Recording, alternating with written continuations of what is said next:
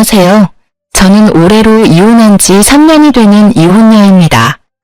제가 사연 글을 쓰게 된 이유는 얼마 전 만난 전 남편 덕에 결혼 전의 일들을 떠올렸기 때문이에요. 모든 이혼이 그런 건 아니겠지만 대다수의 이혼처럼 제 이혼 과정도 무척이나 더럽고 찌질했어요. 쿨하게 해결할 수 있었다면 얼마나 좋았을까요? 하지만 그러기에는 너무 많은 것이 엮여 있었고 구질구질하게 널려 있었던 게 문제였죠. 저와 남편은 대학교 캠퍼스 커플이었어요. 보통 CC라고 부르는 연인 사이였는데 대학 졸업 후 바로 아이가 생기는 바람에 어린 나이에 결혼하게 된 경우에 해당해요. 보통 어릴 때 결혼하면 나중에 안 맞아서 힘들다고 하는 사람도 많은데 저희는 정말 30대 후반까지 이 결혼을 잘 이끌어왔어요. 서로가 잘 맞는다기보다는 잘 맞춰주는 사람들이었고 둘 다 소란스러운 걸 싫어했기 때문에 그 결이 잘 맞았던 것도 있었죠. 어려서 만나서 같이 고생해서 결국 자가로 집 마련한 것도 서로 돕지 않았다면 가능하지 않았을지도 모르죠. 공동명의로 된 제 집을 보며 어찌나 마음이 뿌듯했는지 몰라요. 사실 저는 성미가 급하고 뭐든 닥치는 대로 해결해야 하는 타입이에요. 그래서 조금은 느긋하고 제게 잘 맞춰주는 남편과는 좋은 사이를 유지할 수 있었어요.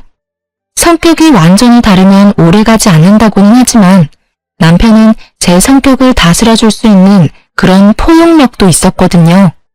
그런 남편에게도 장점 같은 단점이 있었는데 한 가지에 빠지며 아주 그것만 깊게 좋아한다는 거였어요. 그렇지만 그것 때문에 저희 사이가 틀어지거나 한 적은 절대 없었어요. 남편이 저를 포용하듯 저도 남편을 존중해줘야 한다고 생각했거든요. 남들이 보기에는 꽤 이상적으로 보이는 저희 가정에 문제가 생긴 건 첫째 아이가 유치원에 가던 해에 일어났어요. 그 당시 저는 둘째를 가지려고 애쓰고 있었어요. 남편이 외동아들이고 시댁에서는 그런 남편 때문인지 아들을 원하더라고요. 물론 첫째 딸도 무척 좋아해 주셨어요. 그렇지만 그것과는 별개로 아들이 하나 있었으면 좋겠다는 뜻을 은근히 내비치셨거든요. 솔직히 둘째는 저도 바라는 상황이었고 딸이든 아들이든 하나는 더 가지자고 생각하던 참이었는데 잘 되지 않았어요. 저와 남편에게 문제가 있어서라기보다는 남편이 너무 바쁜 탓이었어요. 그래도 짧은 시간을 이용해 집안일에 신경을 쓰려고도 했고요. 저는 그러려니 했답니다. 본래도 이런 식으로 바빴다가 좀 한가했다가 왔다 갔다 하는 직업이었거든요. 그런데 하루는 남편이 제게 용돈을 좀 달라고 하더라고요. 사실 저희는 경제권을 완전히 합친 게 아니었어요. 우리는 월급이 얼마인지 오픈하고 생활비로 쓸 금액과 목돈으로 모을 금액을 정확히 정한 다음 딱 반씩 서로 부담해서 돈을 모으기로 했거든요. 나머지 월급은 알아서 쓰고 그걸로 뭘 하든 상관없다였고요. 생활비는 둘이 합쳐 150만 원, 목돈 모으는 것도 둘이 합쳐 150만 원, 월급에서 150만 원을 가게에 제출하고 나머지는 알아서 쓰도록 한 거였어요. 그리고 1년마다 생활비가 더 붙을 것 같으면 좀 더 늘리고요. 이런 식으로 가계부를 키워왔거든요. 그런 상황에서 남편의 용돈 요구는 당황스러운 일이었어요. 저보다 돈을 많이 버는데 그 돈이 다 어디로 갔을까요? 그래도 가끔 그럴 수 있을 거라 생각하며 남편에게 용돈을 줬어요. 그렇게 그달은 넘어가나 싶었는데 그 다음 달에는 생활비마저도 넣어주지 않더군요. 이상하다고 생각했어요. 혹시 뭔가 또 하나에 빠져서 돈을 많이 쓰고 있나 싶었는데 이렇다 할 바뀐 점이 없어서 잘 모르겠더라고요. 그래서 남편 몰래 남편의 카드 내역을 한번 확인해 봤거든요. 그런데 보통 음식점, 편의점, 마트, 인터넷 쇼핑몰이 전부인 카드 내역에 보험금으로 빠져나가는 항목이 엄청 많더라고요. 금액대도 높아서 순간 당황했죠. 남편은 결혼 전에 보험을 2개 가지고 있었어요. 자동차 관련 보험 제외하고요. 하나는 실손이고 하나는 질병진단비 나오는 보험이었는데 갑자기 듣도 보도 못한 보험이 비슷한 시기에 여러 개 가입이 되어 있더라고요. 보험을 들면 보험 서류가 있을 테니 혹시나 싶어 안방에 보험 관련 서류 넣어두는 파일을 꺼내서 살폈어요. 역시나 최근에 작성한 보험 서류들이 몇 개나 되더군요. 거기서 발견한 게 이 보험을 설계해준 설계사의 명함이었어요. 그리고 거기 적힌 번호가 무척 눈에 익더군요. 남편의 핸드폰으로 가끔 전화 오는 번호였는데 남편은 일로 만나는 사이라고 했었거든요. 그런데 보험 설계사와 보험 청구할 일도 없는데 그렇게 자주 연락할 일이 없잖아요. 그때 살짝 그런 생각이 들었어요. 남편이 이 여자한테 호구 잡힌 건 아닌가 하는 생각이요. 게다가 전화 받을 때마다 저 듣지 못하도록 옷방에서 받고 오고 솔직히 여태껏 남편이 한눈을 판 적이 전혀 없었고 그런 기미도 없었기 때문에 저도 마음을 놓았던 건지도 모르죠. 증거도 없고 아무것도 없는 데다가 남편 카드 내역에도 모텔 같은 내역은 없었기에 저는 미리 그런 불미스러운 일이 일어나지 않도록 미리 남편에게 이야기하기로 했어요. 싹은 애초에 잘라버리는 게 좋으니까요. 저는 그날 남편을 기다렸어요. 탁자 위에는 남편 보험 가입 서류들과 보험 설계사의 명함을 탁 올려놓고요. 그날따라 일찍 돌아온 남편은 절 보더니 깜짝 놀라더라고요. 뭐해? 여기서? 당신 기다렸어. 나 좀 볼까? 많이 바쁜 일이야. 나 좀 씻고 밥도 좀 먹고 나서 들으면 안 될까? 안 돼. 이거 듣고 씻고 밥 먹어. 저는 남편을 맞은편에 앉도록 했어요. 저는 서 있었죠. 남편을 아래로 내려다보면서 고압적인 자세가 남편을 위축하게 만들었는지 아니면 이 공기가 평소와 다르다고 느꼈는지 저를 힐끔힐끔 쳐다보더니 탁자 위에 놓인 서류 더미로 눈을 옮기고는 화들짝 놀라 다시 날 쳐다보더라고요. 거기서 약간의 확신을 더 얻었죠. 내가 결혼하기 전에 절대 용서 못하는 거 이야기해줬는데 혹시 기억나? 아니, 기억 안 나는데. 나는 바람 피는 남자는 절대로 용서를 못해. 단 한 번이라도 들키면 나는 모든 관계 정리하고 남보다 더 못한 사이로 지낼 거라고 그때 이야기했어. 남편이 제 말에 대한 답을 못 찾더라고요. 그러더니 겨우 한마디 했어요. 근데 그게 지금 여기서 왜 나와? 나 바람 피운 거 없는데? 그래, 당신이 바람 피웠으면 나는 여기 있지 않았을 거야. 당신이 아직 바람을 피운 것 같지는 않으니까 여기 있는 거지. 이 보험 왜 들었는지 말해볼래? 오, 다 필요해서 가입한 거야. 일하던 사람들이 이런 거 저런 거 알려준 게 많아서 정리하고 추가하다 보니까 좀 많아졌고. 나는 당신이 보험을 몇 개를 들던 얼마를 들던 솔직히 상관없어. 그런 부분 터치하지 말자고 경제권을 완전히 합친 게 아니니까. 그런데 생활비까지 못 낼 정도면 좀 심각하지 않아? 그리고 나는 이 정도로 보험을 많이 드는 사람은 못 봤어. 한 달에 거의 100만 원 가까이 나가는 것 같은데 당연히 몇 개는 해지해야 하는 거 아닐까? 가입한 지 얼마 안 돼서 가입 기간을 좀 유지해줘야 하는데. 보험 설계사랑 엄청 자주 연락하더라. 연락처 저장 안 하면 내가 모를 줄 알았어? 전화번호 뒷자리 이미 외워뒀는데 명함에 있는 전화랑 똑같더라고. 가입이 다 끝났는데 왜 연락을 유지해? 둘이 무슨 사이야? 혹시 썸 타니? 그런 거 아니야. 그냥 궁금한 게 있어서 연락하는 거지. 자기가 생각하는 그런 거 절대로 아니야. 아니라서 다행이네. 내가 여기서 확실하게 경고하겠는데 혹시라도 당신 바람 피우려면 나랑 이혼을 각오하고 펴. 다른 여자 만날 거면 재산 반 떼어주고 애 뺏기고 온 집안의 망신당을 각오로 하라는 말이야. 알아들었어? 알아들었어. 근데 진짜로 나 그런 거 아니라니까. 왜 어림짐작으로 사람을 이렇게 몰아붙여. 아니라면 됐잖아. 그리고 그 여자랑 별 사이 아니면 당장 필요 없는 보험 해지해. 그거 끌어안고 가면서 집에 돈 축나는 꼴 나는 못 봐. 만약에 그거 해지 안 하면 당신이 바람핀다고 생각하고 그 여자 찾아갈 거야. 제가 그 여자를 찾아가겠다고 말하니 남편이 저를 쳐다보며 알겠다고 나지막이 대답하더라고요. 확인했어. 다음 달 카드 통장 내역 내가 확인할 거고 카드사에 직접 전화해서 물어볼 거야. 만약에 저 보험들 다 갖고 있으면 어떻게 되는지 알고는 있지? 아, 그러지 말고 차라리 내가 본인 앞에서 그 여자한테 전화하던지 보험사 직접 전화해서 해지해. 그럼 깔끔하겠네. 지금 저녁이라서 업무가 안 되는 거 아니야? 내가 내일 알아서 정리할게. 아니야, 내가 있어야 정확하잖아. 그러면 내일 내가 점심시간에 당신 회사 앞으로 갈게. 밥 먹으러 나와. 밥 먹는 김에 처리하면 되지. 그럼 되겠지? 남편은 제 말에 반박도 하지 못하고 고개만 끄덕였어요. 그리고 그 다음날 점심시간에 저는 남편 회사로 찾아갔어요. 저와 남편 회사가 그리 멀지 않아서 가능한 일이었고 저는 오후 반차를 쓰고 나온 거라 시간이 넉넉했거든요. 그렇게 식사 자리에서 저는 남편에게 전화를 하라고 시켰어요.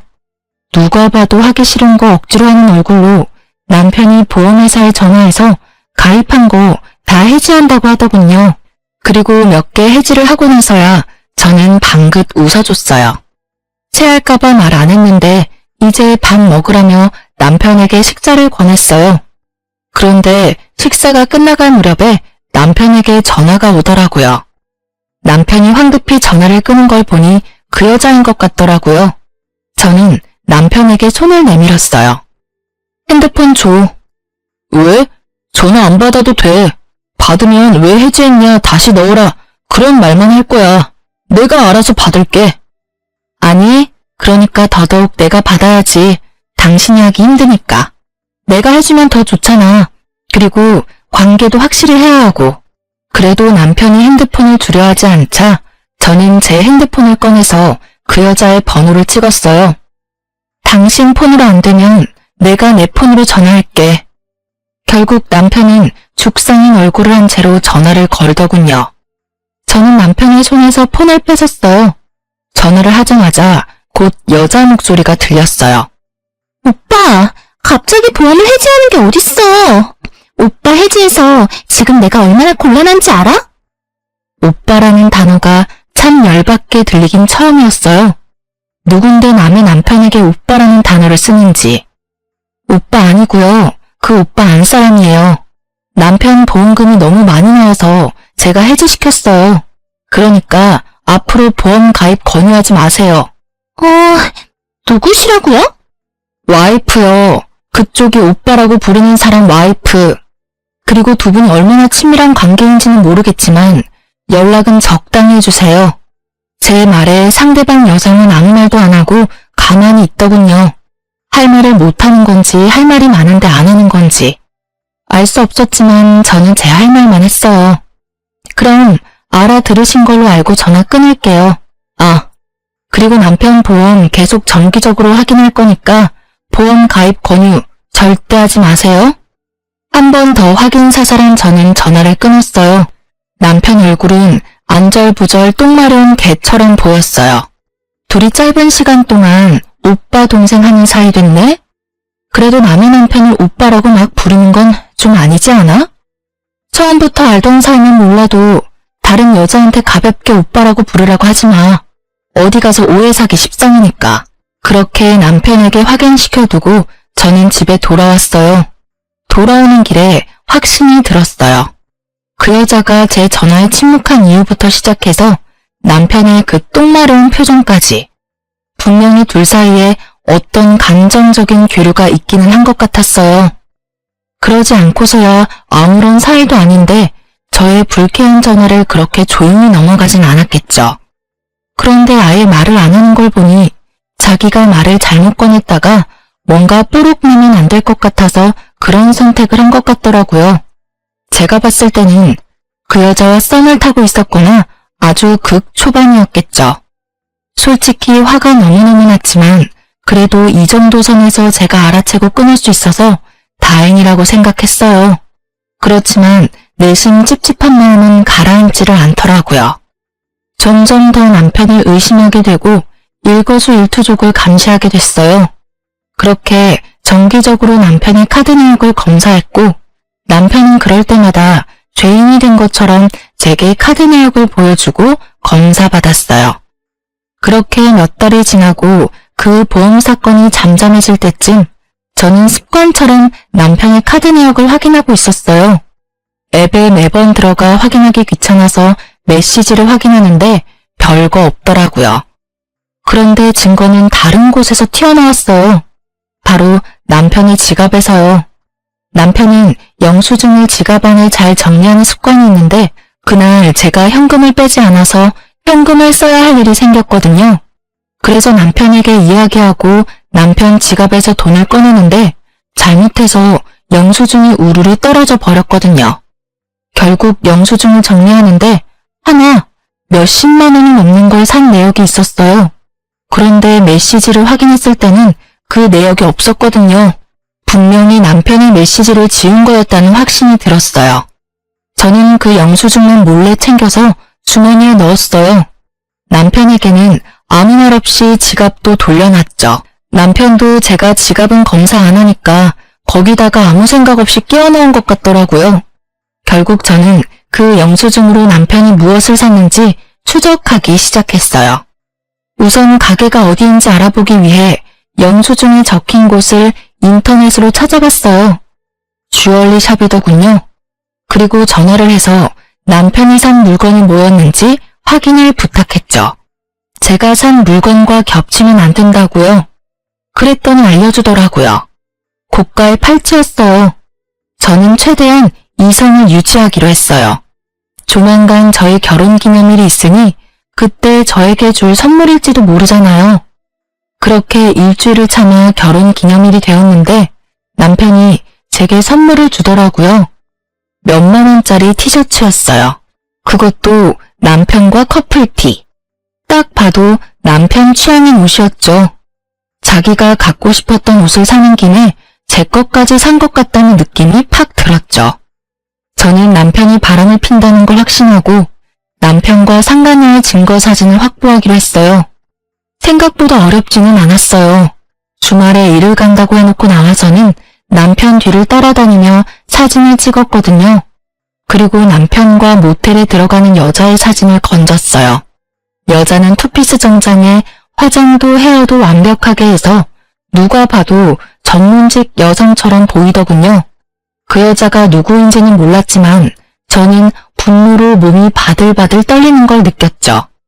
그때 그렇게 주의 주고 바람 피우면 끝이라고 이야기까지 했는데 아예 제 말은 무시하고 또 여자랑 바람을 피고 있었으니 남편에게 모든 걸 터뜨리기 위해 좀 더 증거를 모으려던 그때 친정엄마에게 전화가 왔더라고요. 너 혹시 요새 보험하니? 응? 그게 무슨 소리야? 보험이라니. 아니, 김서방이 나더러 보험 하나 들라고 해서 들었는데 금액도 너무 비싸고 나한테 필요 없더라고. 내 보험 관리해주는 설계사한테 이야기했더니 굳이 안 들어도 된다는데 김서방이 그렇게 들라고 해서 일단 가입을 하긴 했는데 아니, 김서방이 보험 쪽으로 직업 바꿨어? 저는 친정엄마의 말에 열이 팍 오르는 걸 느꼈어요. 최대한 가라앉혔던 분노가 터져서 진짜 미칠 것 같더라고요. 또 보험. 더 이상 가깝게 지내지 말라고 경고했건만 여전히 만나는 것도 모자라 남편을 통해 저희 부모님까지 건드린 여자. 제 눈이 돌아버리는 것도 당연했던 건지도 모르죠. 우리 남편이 엄마한테 보험을 들라고 했다고? 보험금 엄마가 내는 거야? 아니, 3개월까지는 자기가 내주겠다는데 이거 진짜 가입해도 되는 거 맞아? 너 목소리 들어보니까 가입하면 안 됐던 거 아니니? 저는 남편의 서랍에서 보았던 수두룩한 보험 가입 서류를 떠올리며 엄마에게 물었어요. 혹시 아빠도 들었어? 그래, 너희 아빠한테도 하나 들어달라고 사정을 해서 그러고선 너한테는 당분간 이야기하지 말라지 않니? 선물이라면서 자기가 내주겠다는데 거절하기도 그렇고. 솔직히 남의 보험 들어주면서 자기 이득 볼 게 뭐 있어? 그런 생각하니까 우리 생각해서 들어줬나 싶기도 한데 그거 아니지? 아, 일단은 정리 다 되면 말해줄게요. 지금은 그냥 있어봐요. 저는 친정엄마의 말을 듣고서야 남편이 그 상간녀를 위해서 보험들 사람을 모집하고 있다는 걸 알게 됐어요. 그 여자는 돈 벌고 남편은 그 여자랑 만나서 즐기고 자기 보험은 해지당하니까 주변 사람들을 끌어들이는 꼴이 아주 꼴불견이다 못해 정신나간 놈처럼 보였어요. 저는 증거고 뭐고 지금 당장 열받아서 상간녀에게 전화했어요. 다행히도 그 상간녀의 명함을 가지고 있었거든요. 당장 나오라는 제 말에 지금 당장은 안 된다며 바쁘다는 이유로 도망치려고 하더라고요. 제가 직접 회사로 찾아가겠다니 결국 나오겠다더군요. 그렇게 상간녀를 마주쳤어요. 무슨 일로 보자고 하셨는지는 모르겠지만 저는 이제 그쪽 남편하고 관련 없어요. 관련이 없어요? 저는 당신이 우리 남편 만나고 있다고 확신하는데. 아니라니까요. 왜 제가 고객을 만나요? 제가 보는 고객이 얼마나 많은데. 그분은 그 중에 한 분이세요. 제발 저한테 그런 억측으로 몰아붙이지 마세요. 그래요? 그럼 얼마 전에 60대 노부부 보험 들어준 거 있죠? 우리 남편 통해서. 그거 해지 좀 해주실 수 있나요? 저희 부모님은 그거 필요 없거든요. 보험 해지는 제가 임의대로 못하죠. 그건 당사자가 하는 거예요. 그리고 그건 따님이라도 강제하실 수 없어요. 필요하니까 들었겠죠. 여하튼 저는 이렇게 개인적으로 만나서 당신하고 할 이야기 같은 거 없는 사람이에요. 앞으로는 이렇게 부르지 마세요. 상간녀는 제가 아무런 증거를 가지고 있지 않다고 생각했나 봐요. 그런데 어쩌나요? 저는 상간녀의 손목에 걸린 남편의 선물이 눈에 들어왔거든요. 팔찌가 참 예쁘네요. 얼마 전에 제 남편이 산 거랑 똑같은 모델이에요. 신기하네요. 그걸 샀다는 영수증은 있는데 저한테 주지는 않더라고요. 아무래도 다른 데 간 모양인데 어디로 갔는지 확실하게 알겠네요. 제가 그 말을 하자 상간녀가 일어나다가 멈칫하더라고요. 그럼 불순한 사이가 아니라는 말 잘 들었네요. 그런데 아시죠? 거짓말 하시면 앞으로 있을 소송에 크게 불이익을 받으실 수 있어요. 제 말에 상간녀 얼굴이 흔들리는가 싶더니 더 당당한 표정으로 말하더라고요. 그런 거 아니라니까 참 이상하시네. 그리고 이 팔찌도 흔한 거예요. 제 남편이 사준 거고요. 그 팔찌는 남편분한테 여쭤보는 게 더 빠르지 않을까요? 그렇게 말하고는 빠르게 카페를 빠져나가더라고요. 제가 손에 뭘 쥐고 있는지도 모르고. 아주 이 순간만 모면해 보려고 무리수를 쓰는 모습을 보니 괘씸하더라고요. 당장 죄송하다고 절대 그런 짓 이제 안 하겠다고 해도 내가 용서해 줄까 말까인데. 저는 증거를 들고 집에 갔어요. 이미 남편이 먼저 집에 도착해 있더군요. 그리고 얼굴이 굳어 있었어요. 분명히 상간녀가 남편에게 언지를 줬던 모양이에요. 그 얼굴 보니까 그 여자가 당신한테 전화했나 봐. 참 빠르다. 그렇지? 제 말에 남편은 바로 무릎을 꿇더라고요. 미안하다라는 말을 할 줄 알았어요. 그리고 그 생각이 맞았죠. 그런데 그 뒷말은 제 생각과는 무척이나 달랐어요. 미안해 여보. 하지만 내가 그 여자를 너무 사랑해. 당신이 나랑 이혼해주면 안 될까? 내가 다 정리하고 다 자기 원하는 대로 해줄게. 그러니까 그 여자랑 나랑 이루어지게만 해줘. 이게 무슨 개소리인지. 저는 무심코 뒤통수를 한 대 맞은 기분이었어요. 아니, 자다가 남의 다리 긁는 기분이었죠. 미안하다는 말 뒤에는 응당 절대 그러지 않겠다가 나와야 하는 거 아닌가요? 그런데 그 여자를 사랑하니 헤어지게 해달라니. 야, 이 새끼야. 네가 지금 그걸 말이라고? 너 양심은 어디다 팔아먹었어? 와, 살다 내가 별꼴을 다 보네. 뭐? 그 여자 사랑하니까 헤어져 달라고? 네가 지금 나한테 그런 말 할 수 있는 자격이 있다고 생각해, 미친놈아? 그래서 미안하다고 했잖아. 제발. 나 그 여자 없으면 안 돼. 그 여자 만나고 온 거 다 알아. 그 팔찌도 당신한테 사주고 헤어질게. 뭐든 당신이 해달라고 하는 대로 다 해줄 테니까 이혼해줘, 제발. 남편의 그 단점이 하나에 빠지면 아주 끝을 보는 그 성격이 여기서 빛을 발할 줄이야. 저는 정말 몰랐어요. 살면서 남편의 여자가 저 하나뿐일 거라고 생각한 건 아니에요.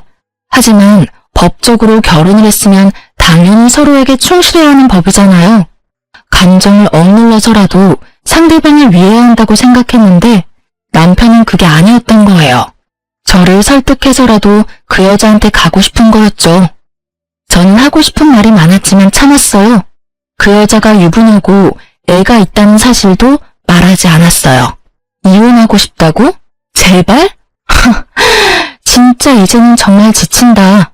네가 나한테 사과와 용서를 빌 걸 예상했지. 이런 걸 예상한 건 아닌데. 그래, 이혼해주면 넌 어떻게 할 건데? 그 여자랑 결혼할 거야? 난 그럴 마음이 들었기 때문에 당신한테 이혼해달라고 한 거야. 그러니까 당신이 나를 양보해주면 안 될까? 그리고 당신도 다른 남자 만나봐야지. 우리 대학 때 사귀어서 여태껏 다른 사람 만나본 적 없잖아. 지금 내 마음을 뛰게 만드는 사람이 나타났는데. 그만해, 그만하라고. 네 연애사 듣고 싶은 마음 아니거든? 너 나랑 결혼할 때도 그런 말 하지 않았어? 애까지 딸린 유부남이야. 당신 제발 정신 좀 차리라고. 이혼을 해주면 잘 될 것 같아? 그건 네 착각이야. 그 여자가 너랑 똑같은 마음이라는 건 네 착각이라고. 제가 그렇게 말해줘도 남편은 들은 척도 하지 않더라고요. 오히려 자기 말이 맞는다며 철석같이 믿는 모습을 보니 이제는 돌리기엔 너무 늦었다는 생각이 들더라고요. 이런 미친놈을 데리고 살아봐야 내 인생만 피곤해질 거라고 생각했어요. 너 진짜로 나랑 헤어지고 후회할 생각 없지? 경고하는데 나는 이혼하면 재결합이나 번복은 안 해. 그거 알고도 네가 그렇게까지 말한다면 알았어. 내가 너랑 이혼해줄게. 너를 위해서가 아니라 나를 위해서 이혼하자. 대신 내가 원하는 거 다 해주기로 한 거 잊지 마. 많이 안 바래. 재산 반으로 분할하고 애 친권 양육권은 내가 가져갈 거야. 그리고 위자료 내놔. 그때 내가 이야기했지? 그럴 각오로 바람 피웠을 테니 위자료까지 싹 다 받아갈게. 남편 얼굴에 화색이 돌더군요. 솔직한 말로 이혼 안 해주고 남편을 계속 괴롭혀주고 싶었는데 남편이 그 여자 상황을 모르는 것 같으니 그냥 이혼하기로 한 거였어요. 이혼하고 자기 마음대로 아무것도 되지 않으면 이중으로 고통받을 테니까요. 남편과 이야기를 끝내고 그 다음날 저는 상간녀의 집 앞에서 상간녀를 기다렸어요. 집은 당연히 뒤를 캐서 알아냈죠. 그렇게 상간녀 집 앞에 있는데 그 여자가 한 남자랑 팔짱을 끼고 돌아오고 있더라고요. 제가 먼저 말을 걸었어요. 안녕하세요. 우리 이야기 좀 할까요? 제 등장에 상간녀 얼굴이 사색이 되더니 할 말 없다며 집으로 들어가려고 하더라고요. 남편분인 것 같은데 인사라도 드릴게요. 지금 이야기 안 하면 다른 쪽으로 인사드릴 건데 그거라도 괜찮으면 그렇게 하시고요. 제 말에 압박을 느낀 상간녀가 남편을 집으로 돌려보내고는 저와 카페로 갔어요. 이번엔 무슨 일로 오셨어요? 저 진짜로 그 사람이랑 아무 사이 아니라니까요. 이렇게 괴롭히면 경찰 부를 거예요? 경찰 부를 필요 없고 남편이랑 헤어지기로 했으니까 빨리 저희 남편 데려가서 결혼하세요. 저한테 당신을 너무 사랑하니까 제발 저랑 헤어져 달라고 하더라고요. 저도 받을 거 다 받고 헤어지기로 하는 거니까 신경 쓰지 않아도 되고요. 지금 무슨 말씀하시는 거예요? 전 그 사람이랑 아무 관계 아니에요. 그리고 방금 보셨다시피 아까 그 남자가 제 남편이고요. 어떻게 제가 그 사람이랑 결혼을 해요? 발뺌하지 마세요. 어차피 저 증거 다 갖고 있거든요. 솔직히 말해서 저번에 대화할 때도 증거 다 있었어요. 일부러 꺼내지 않았어요. 너무 숨어버리면 못 찾잖아요. 아니, 두 사람이 싸우는 거면 둘이서 이야기하고 끝내야지. 왜 아무 상관없는 저한테 이러는 건데요? 상관이 왜 없어요? 나 그쪽한테 상간녀 소송할 건데 상관 있지 않아요? 미쳤어요? 저희 그런 사이 아니라고요. 이 여자 미쳤나봐. 저는 상간녀 앞에 모텔 들어가는 사진, 남편과 뽀뽀하는 사진을 올렸어요. 상간녀 얼굴 순식간에 변하더라고요. 남편이랑 재혼할 거죠? 남편은 그렇게 말하더라고요. 대단하시네요. 남편 안에 있으면서 불륜의 재혼까지. 언제 남편한테 이야기하실 거예요? 먼저 이야기하세요. 그 뒤에 상간녀 소송해드릴게요. 일부러 그렇게 말했어요. 그 여자가 진짜 남편과 만나고 싶은 마음이 있는지 확인하려고요. 이보세요. 저는 제 가정 깨트릴 생각 요만큼도 없어요. 그 사람이 그렇게 생각하는 건 본인 생각이지 제 생각이 아니라고요. 아니 도대체 누가 엔조이랑 결혼을 해요? 키지도 않아. 그냥 쿨하게 만나자고 하더니 결국은 이딴 식으로 질척하게 굴고. 우리 남편 알면 진짜 당신들 다 고소 고발해버릴 거야. 흥분하는 상간녀의 말들은 모두 녹음되고 있었고 저는 그런 상간녀에게 한마디 했어요. 그럼 당신은 진심이 아니고 남편과 헤어질 생각도 없다는 거죠? 네, 저는 남편과 헤어질 생각 조금도 없어요. 상간녀는 그렇게 말하며 가버렸고 저는 집에 돌아와 남편에게 녹음 내용을 들려줬어요. 남편은 그 대화를 듣더니 부들부들 떨더라고요. 처음에는 아니라고 그냥 불리는 거 들킬까봐 거짓말한 거라고 하더니 상간녀로부터 문자 한 통 받더니 완전 흥분하더라고요. 앞으로 연락하지 마 라는 문자였죠. 남편 열받아서 상간녀에게 전화했지만 결국 전화는 이어지지 않았고 남편은 분이 못 참겠는지 뛰쳐나가더라고요. 두 사람이 어떤 대화를 나눴는지는 모르겠지만 저는 제 일을 해야 했죠.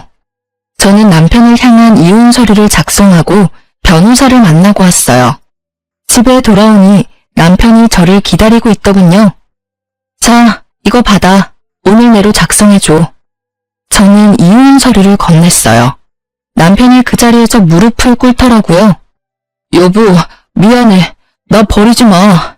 그 여자가 남편이랑 애가 있는 사람이라는 것도 처음 알았어. 나는 우리만 헤어지면 그 여자랑 결혼할 수 있을 줄 알았어. 나는 진짜로 그 여자가 그렇게 생각하는 줄 몰랐어. 우리 이렇게 가벼운 사이 아니잖아. 내가 잠깐 정신 나갔었나 봐. 그런 말한 거 다 내 진심은 아니야. 미안한데 버리는 건 내가 아니라 너지. 나는 상처받고 버림받기까지 하고 너한테 이혼해달라는 요청까지 받은 여자야. 불쌍해도 내가 당신 몇 배는 불쌍하지 않아? 왜? 그 여자가 안 받아준다니까 나랑 헤어지기 싫어? 근데 어쩌지? 나는 당신 보험이 되기는 싫은데. 남자가 한 입으로 두 말하는 거 아니라고 했어. 그냥 헤어지자. 네가 꺼낸 말이니까 마지막까지 네가 책임져. 완고한 제 말에 남편이 흔들리더라고요. 그치만 난 사기를 당한 거라고. 그 여자가 날 꼬시면서 자기는 결혼도 안 한 싱글이라고 했어. 나도 그걸 믿었고. 그래서 그 여자 일을 도와줬던 것뿐이야. 나는 정말로 그 여자한테 당한 거야. 그래. 그런데 넌 나한테 뭘 이야기하고 싶은 거야? 네가 사기당했다는 걸 말하고 싶은 거야? 웃기지 마. 너는 유부남이야. 애 딸린 유부남.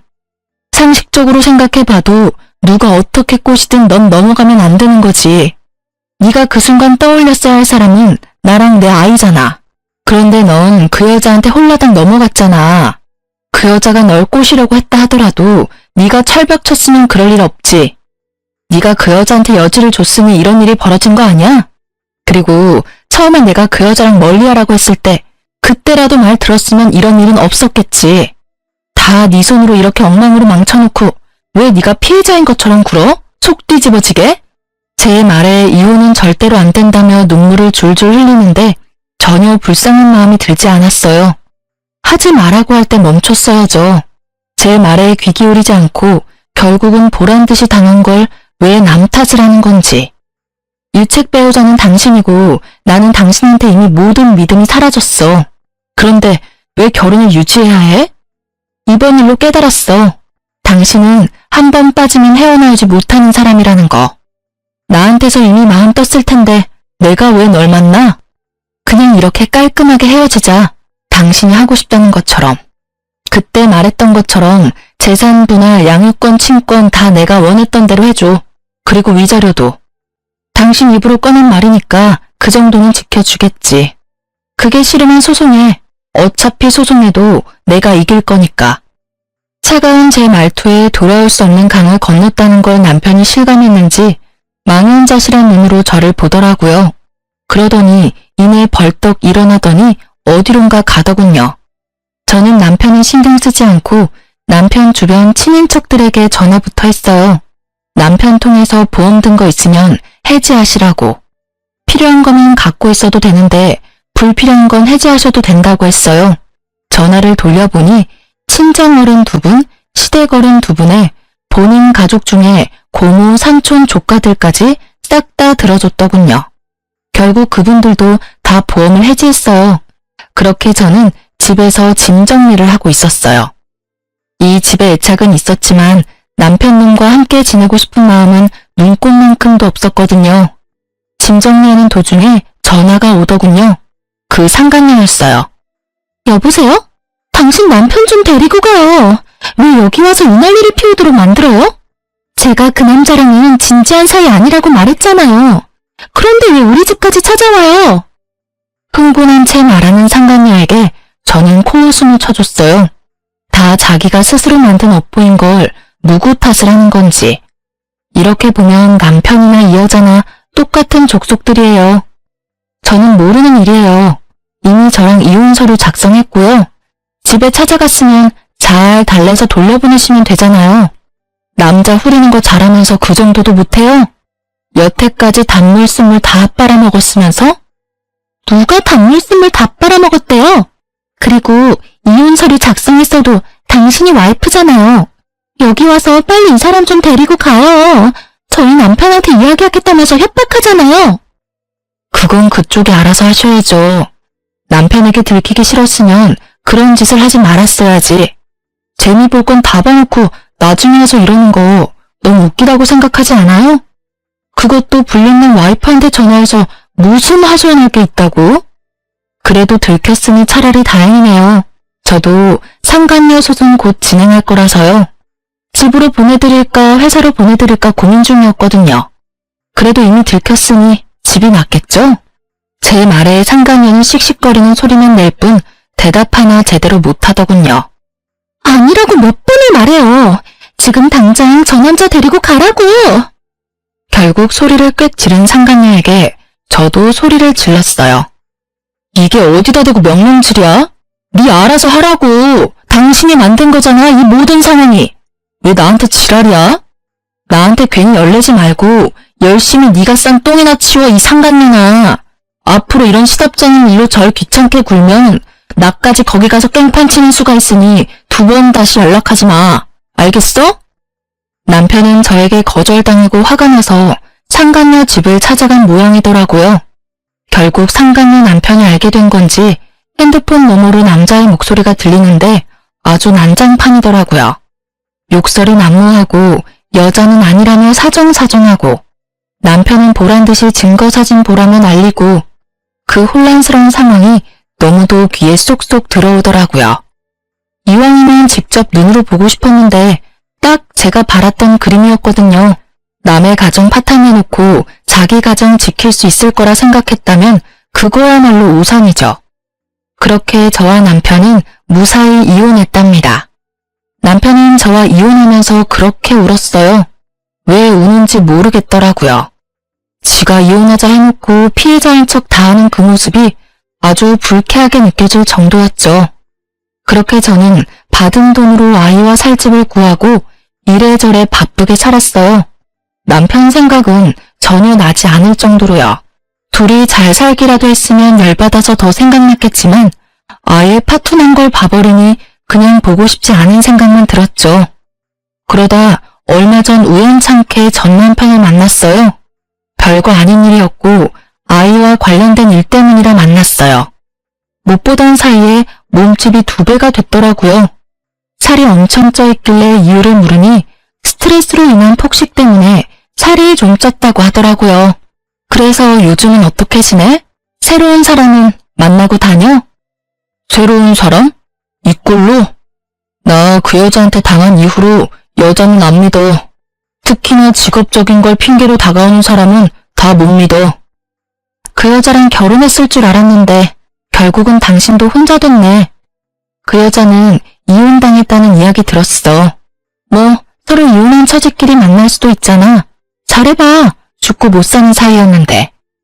그 여자가 나한테 한 짓을 생각하면 진짜 신고해도 모자랄 정도지만 나도 내가 나쁜 짓을 했다는 걸 알고 있으니까 참는 거야. 그 여자 얼마 전에 나한테 찾아와서 뭐라고 했는지 알아? 내가 자기 인생 엉망으로 만들었으니까 책임지라면서 왔더라. 보험 해지되어서 급여 환수 당한 것도 모자라서 이혼까지 당해서 완전 빈털털이 됐더라고. 남편한테 위자료 지급해야 하는 것도 있고 너한테 위자료 지급해야 하는 것까진 있는데 결국 돈은 못 버니 나한테 온 거지. 진짜 끝까지 파렴치하고 정신 나간 여자야. 어떻게 나한테 올 수가 있어? 나한테 어떤 짓을 했는데? 그래도 너 엄청 빠졌었잖아. 이혼해달라고 나한테 부탁할 정도로. 내가 미쳤던 거지. 그 여자가 뭐가 좋다고 그런 짓을 했는지. 당신하고 이혼한 게 내 인생이 가장 미친 짓이었다고 지금도 생각해. 그 여자만 아니었으면 평범하게 행복하게 살았을 텐데. 나한테 와서 책임지라고 난리쳤을 때 진짜 한 대 안 때린 내가 대단하다 싶을 정도야. 너는 절대 안 받아준다고 그 위자료를 갚고 싶으면 혼자서 갚으라고 말하고 내쫓아버렸어. 그 뒤로도 전화 오고 찾아오고 하더니 내가 스토커로 신고하겠다고 하니까 결국 안 오더라고. 전 남편 이야기 듣고 있으니 사랑하던 사이가 돌아서면 남보다 못하다는 말이 딱 떠오르더라고요. 그렇게 좋아서 둘이 붙어먹고는 나란히 나락으로 떨어진 꼴을 보고 나니 그날 저녁밥이 어찌나 맛있던지. 게다가 남편 말로는 저랑 이혼하고 나서 친척분들한테 욕을 엄청 얻어먹었다고 해요. 멀쩡한 조강지쳐 놔두고 바람 피워놓고는 결국 보험 사기꾼한테 휘둘렸다고요. 전 남편은 한바탕 푸념을 털어놓고는 아이 한 번 안아주고 나갔어요. 바람 한 번 정도는 용서해줘도 되지 않았냐고 제게 이야기하는 사람도 있었어요. 다들 그렇게 참고 산다고요. 애 때문에 돈 때문에 상간녀랑 잘 사는 꼴 보기 싫어서 그렇게 헤어지지 않고 산다고 하는데 저는 제가 싫다는 사람과 함께 사는 게 그 무엇보다 싫었어요. 엄밀히 따지면 제가 싫다고 한 거 아니었어요. 그 여자가 좋다고 한 거였지. 그런 걸 보면 저는 제가 그 사람의 첫 번째 순위가 아니라는 게 너무 자존심 상하고 열받았던 것 같아요. 만약 이 인간이 다시 나에게 돌아온들 또 어디선가 운명 같은 여자를 만나 빠지게 될 줄 모르잖아요. 한 번 일어났던 일이 두 번 일어나지 말라는 법은 없으니까요. 살다 보면 무디게 되겠지만 받은 상처는 사라지지 않고 남게 되고 그 상처를 낸 원인을 보면 또 생각나고 되뇌이고 그렇게 살 자신이 저에게는 없었어요. 그냥 눈앞에서 보이지 않아야 제 상처가 나을 것 같았어요. 그리고 이렇게 이혼하고 나니 상처가 헤집어지지 않더라고요. 가끔 생각나면 따끔거릴 뿐이지. 이혼 후의 과정이 쉽지는 않았어요. 이혼하고 몇 년쯤 지나니 사람 만나보려는 연락도 점점 많아지고 있어요. 사람을 만나고 싶지만 다시 이런 일을 겪을까봐 무서워요. 그래서 좀처럼 용기를 내지 못하고 있는 것이기도 하죠. 그래도 제 곁에서 저를 지켜주는 사람들이 있어서 저는 오늘도 충실하게 하루를 살아가고 있어요. 전 남편과의 만남으로 떠올린 제 이혼 이야기 어떻게 재미있게 들으셨나 모르겠네요. 많은 분들이 즐거운 하루를 보낼 수 있기를 바라요. 감사합니다.